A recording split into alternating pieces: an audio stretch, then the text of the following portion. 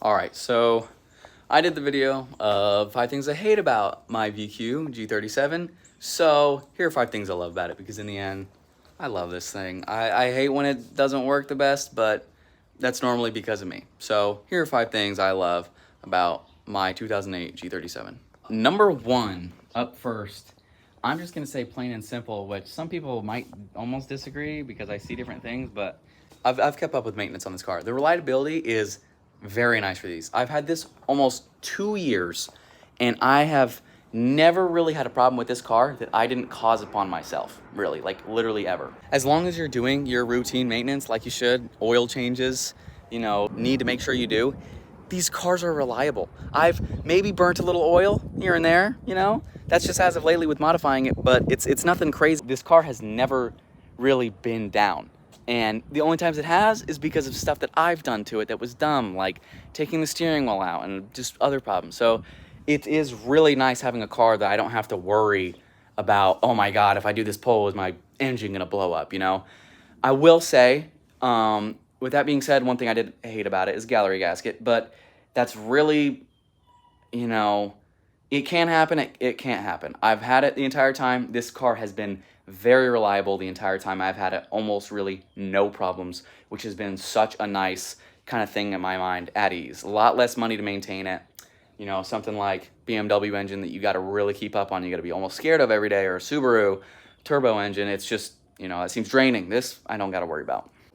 Now, performance-wise, this car, it's not the fastest car. To be honest, it's enough for me. This is like my first fast car.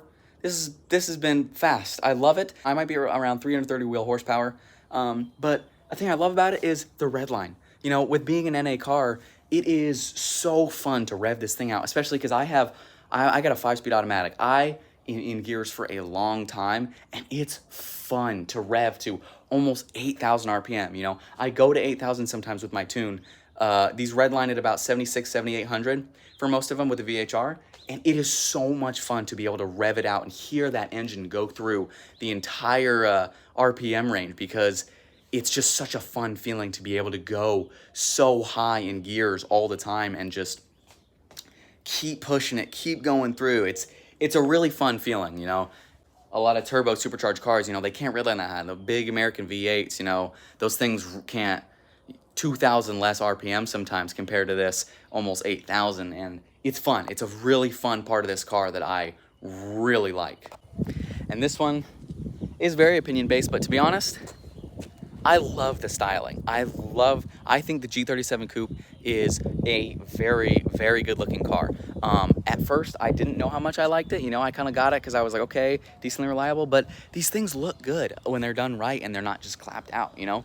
It's got, for being 2008, this thing is more than 15 years old now. It's held up great. It doesn't look old at all. The body lines, the way it looks, and that's with only really modifying, like body line wise, the bumper is the only thing that looks different. And that's still a bumper that kind of came with these cars. So it's really not that old looking of a car. You know, some of the other Gs, the G35 Coupe, G35 sedans, you know, they've kind of aged a little worse, especially the G35 generation, but I think these have held up very well and they look very good, especially for how old they are. This one's very nice for just being able to find so much for this car is just the aftermarket support.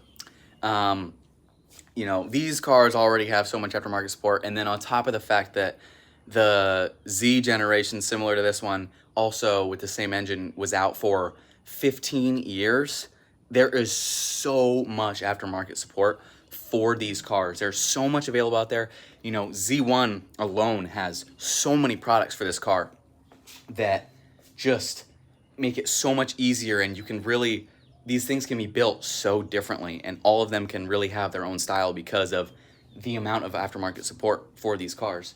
You know, I've never had to worry about really anything for this car. There's a few cosmetic things I wish I had better, like I wish there was some better spoiler options and duckbills for this car, but in the end, I can almost find anything for this car aftermarket that I'm looking for. You know, from the intakes to cosmetics to engine performance, you know, there's so many options out there, and it can really let each one of these cars be different which is also what I like. You know, these cars are decently common, but you know, it's not like a Mustang, Camaros, you know, all the cars that you see, especially in South Texas, that you see so much of. You know, I see a million Mustangs a day, and I like that these can look a little different and can be done so much differently. You know, almost everyone's got the GTR headlights, yeah, but at least, you know, we got Spec D option. You can go OEM plus. There is so much aftermarket support for these cars, making it a very easy car to also get into. And last, honestly, which might be my favorite thing about this car, is the tunability of this car. You know, some cars just, you can't really make that much more power than what they have. And to be honest, I think that's one of the funnest things about having a car that you modify, is making it faster. And these cars come with around 280 wheel horsepower stock, maybe lower, maybe higher. And you can get up to 350, 60, maybe 370 wheel horsepower with just bolt-ons on this car, which is awesome. You know, it's such a fun car to be able to modify and do things to, because it's fun to make it faster. It's so much fun putting on your things and making your car faster. I've done intakes, I've done test pipes, exhaust, injectors now. You can make these cars gain almost 70 wheel horsepower more on a naturally aspirated V6, which is awesome. Like 70 wheel horsepower more on a car that's NA and comes with 280. Like, I feel like that's such an awesome thing about these cars. You know, I always hear about like the Genesis coupes, that those V6s aren't that tunable and you can't make them too much faster. I don't know. But this one, it's fun, and it's fun to make it faster, knowing that you're the one that kind of does it. In the end though, there's a million things I love about this car. I have had it for 2 years. I could not have asked for a better kind of first car to modify. It really is a great first car. I love that it's rear wheel drive. There's really just not much more, except for nitpicky things sometimes, that I could ask for in this car. I love it so much. I'm gonna keep this thing till it dies, hopefully. And I really am so satisfied with it, and that how fast it's gotten and everything I've gotten to do to it. But that's it for now for this car. Won't be too many modifications for a little bit. I will be putting up a video soon of the dyno results and how much horsepower this thing makes. But yeah, appreciate you watching. Go watch the 5 things I hate about it if you want. I love you.